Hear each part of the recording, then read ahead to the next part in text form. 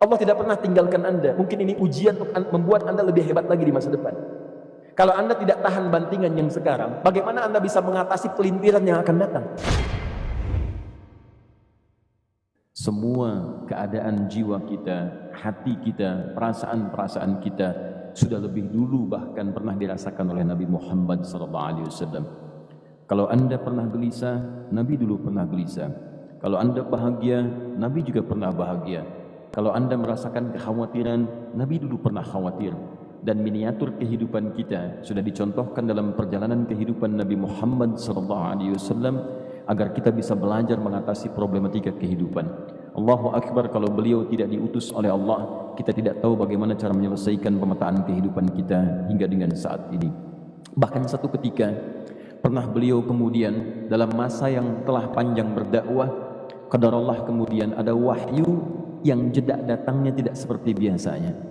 Biasanya datangnya cepat, berganti hari turun wahyu, ganti pekan turun wahyu. Ini beberapa masa wahyu belum turun. Ada hikmah di balik itu. Teman-teman sekalian, tiba-tiba beliau naik ke atas bukit, wahyu belum turun juga. Pulang ke rumah, belum turun juga. Sampai keadaan itu terlihat oleh kalangan kafir Quraisy dan mereka berkata, lihatlah Muhammad sudah gila, dituduh gila. Jadi kalau Anda cuma dituduh dengan hal-hal yang ringan, dituduh soleh, kan? Dituduh kemudian orang yang berubah, dituduh semakin beriman dan sebagainya, barangkali itu lebih baik. Nabi dituduh gila, Anda bayangkan. Tuh Muhammad sudah gila, Muhammad sudah ditinggalkan oleh Tuhannya, Muhammad sudah kehilangan pegangannya, Muhammad sudah tidak punya orientasi, orangnya sudah enggak jelas, bolak-balik tidak karuan, naik ke atas bukit seakan-akan orang yang frustasi dan seterusnya. Tapi tahukah Anda apa yang terjadi?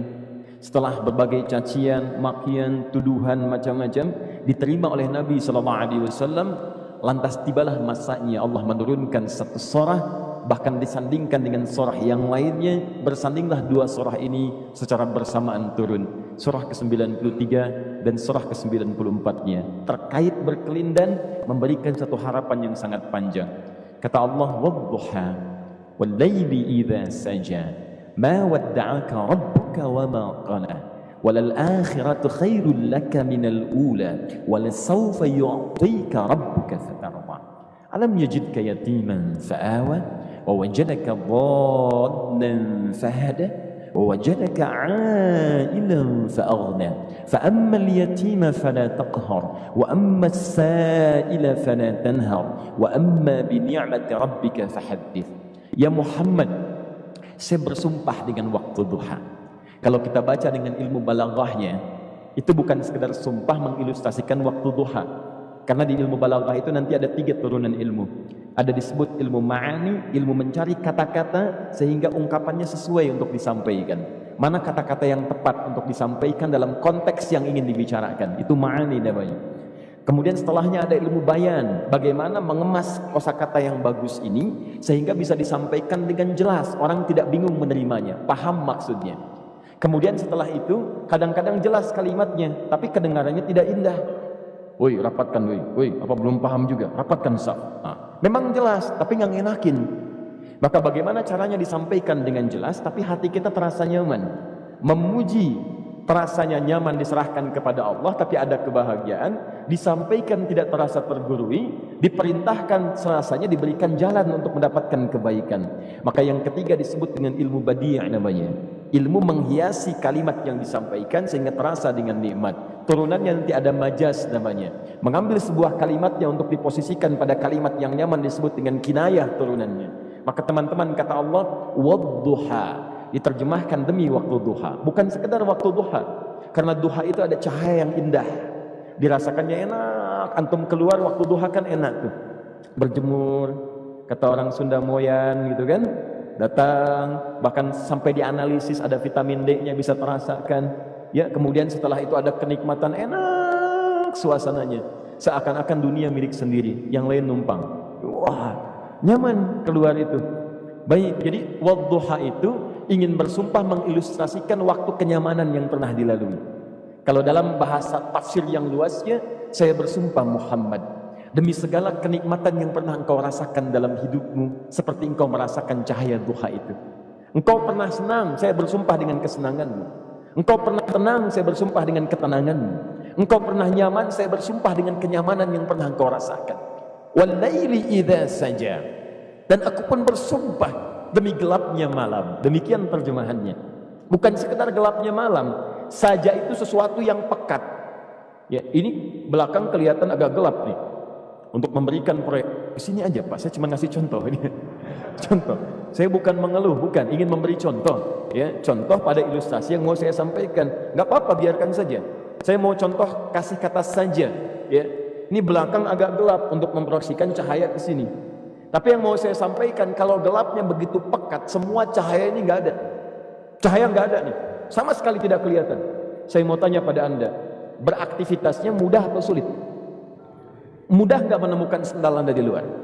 Belum tentu. Menemukan jalan keluar pun belum tentu mudah. Anda mesti meraba-raba jalan. Anda mesti kemudian melihat sesuatu dengan pandangan mata hati Anda. Raba, dan sebagainya. Sampai menemukan jalan itu pun belum tentu benar. Itulah yang disebut dengan gelapnya malam saja pekat. Kadang-kadang ada orang yang menghadapi satu kesulitan yang pekat. Suasananya siang. Cuman karena masalahnya begitu pekat seakan-akan membuat diri dia gelap. Jalan susah, limbung gitu. Kenapa gelap ya? Padahal terang. Karena masalah menggelimuti dirinya seakan-akan dia diselimuti masalah yang gelap. Bimbang dia. Makan gak enak, minum gak nyaman, dan seterusnya. Ya, biasanya makan ayam tenang, ini dikasih yang lebih enak juga rasanya pahit. Gak enak zamannya. Maka kalau kita ilustrasikan dalam suasana tadi Muhammad, saya bersumpah, engkau pernah hidup nyaman ataupun engkau mengalami masalah yang sangat pekat dalam kehidupan.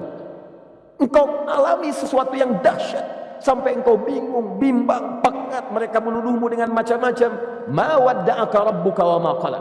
Saya pastikan kepadamu, dalam keadaan nyamanmu seperti dulu ataupun engkau bimbang seperti sekarang, Tuhanmu tidak akan pernah meninggalkanmu ataupun menuduhmu gila. Orang-orang yang dekat dengan Allah Subhanahu wa taala, maka Allah akan menjaganya baik dalam keadaan yang tenang dan nyaman ataupun dalam kesulitan yang luar biasa. Walal akhiratu khairul laka minal ula. Nanti saya akan tunjukkan kepadamu, jika kamu telah tabah dan sabar menerima cacian mereka, menerima tuduhan mereka, nggak apa-apa, ini kan muqaddimah. Masa kamu masih panjang. Kamu masih panjang dalam berdakwah, kehidupan kamu masih panjang membawa tugas dan misi. Kalau kamu belum bersabar pada yang sekarang, bagaimana dengan yang di masa depan?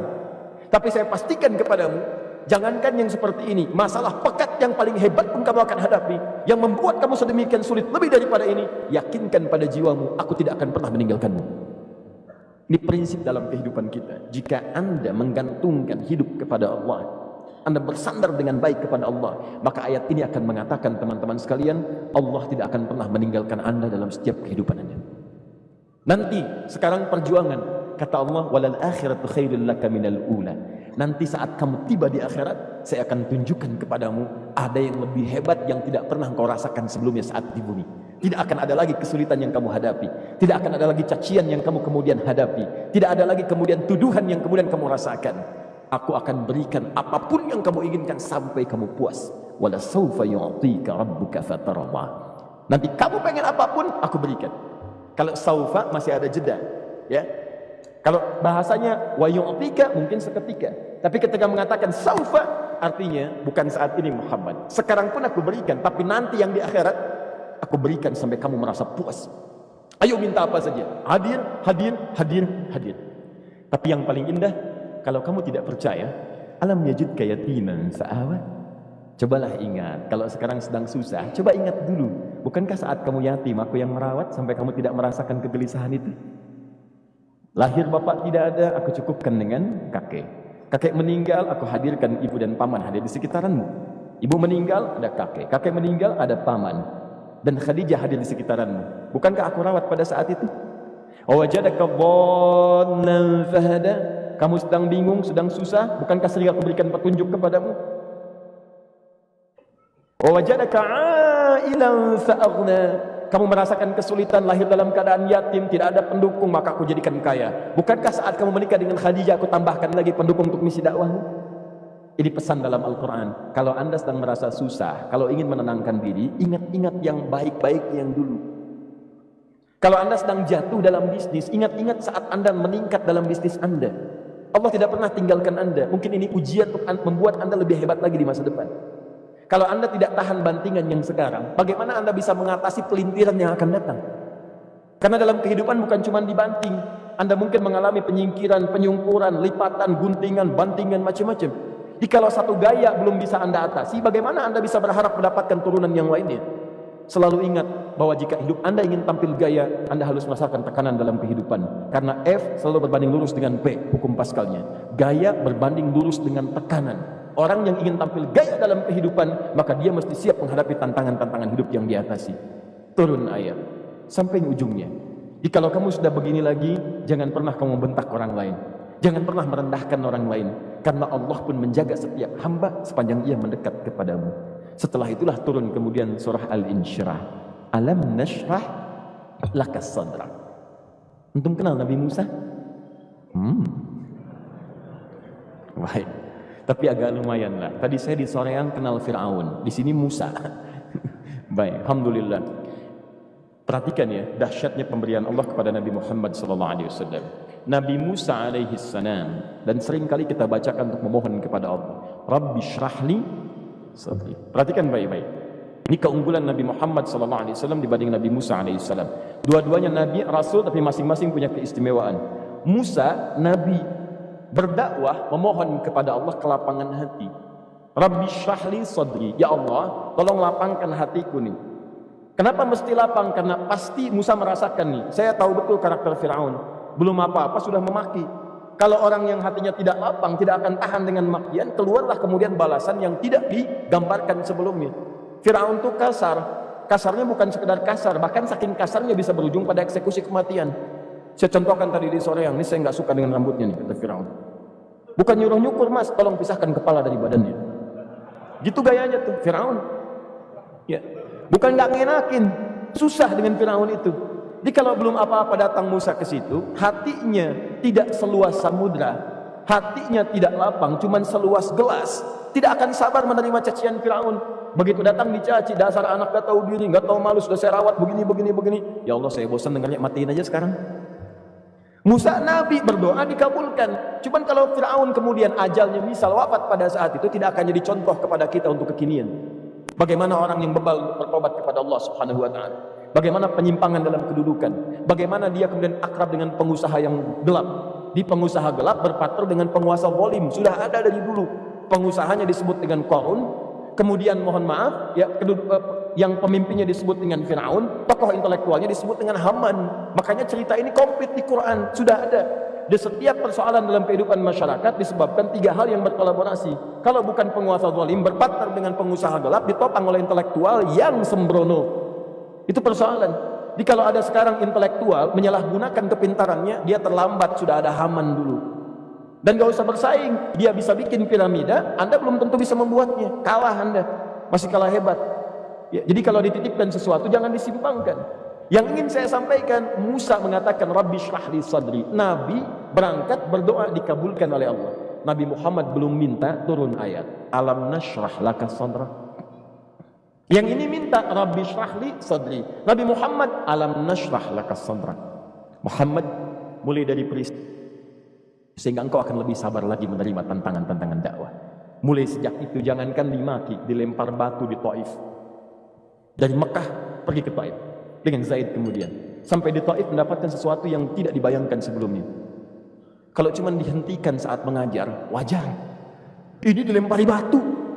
Anda bayangkan? Bisa kebayang nggak? Lempari batu tuh. Dilempar.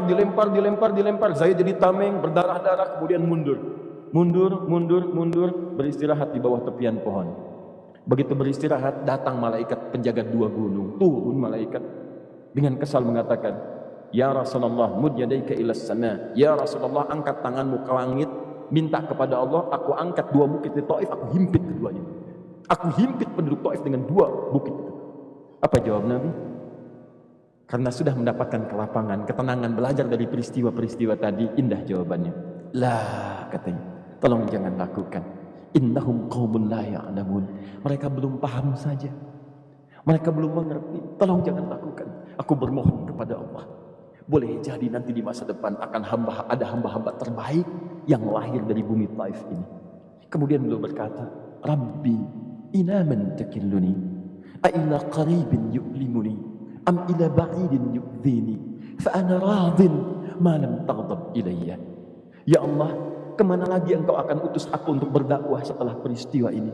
Apakah tempatnya lebih dekat aku jangkau sekarang tapi di situ aku akan disakiti lagi? Ataukah jaraknya masih jauh tapi di tempat itu aku akan dizalimi lagi? Aku ridha ya Allah dengan itu semua, asalkan engkau tidak marah kepadaku. Asalkan engkau tidak marah kepadaku. La haula wala quwata illa billahil aliyil azim. Begitu kelapangan itu muncul, ridha dengan ketetapan dan siap, tabah, kuat hadir dalam jiwanya, tiba-tiba turun undangan, tunaikan Isra dan Mi'raj. Diangkat statusnya, naik mendekat kepada Allah Subhanahu wa taala. Dihilangkan bebannya, wa wada'na anka wizra alladhi anqadha dhahrak. Itu hikmah, teman-teman. Barangkali kalau antum saat ini datang ke masjid ini untuk kajian, sedang bawa beban, ada kesulitan, penuh dengan macam-macam, barangkali dibacakan surat Ad-Duha tadi untuk memberikan harapan kepada anda. Ini bukan PHP, karena ini bukan masalah urusan manusia. Ini adalah janji yang tidak akan pernah diingkari. Innallaha la yukhliful mi'ad. Kata Allah, anda punya masalah, ingat suasana tenang pada masa lalu. Bukankah saya memberikan ketenangan kepadamu? Mendekat kepada saya, anda bersabar, yakinkan bahwa ujian yang saya berikan saat ini sesungguhnya untuk membuat kamu lebih hebat di masa depan. Karena orang hebat tidak akan pernah sepi dari ujian untuk membuat dia lebih kuat menghadapi tantangan dalam kehidupan.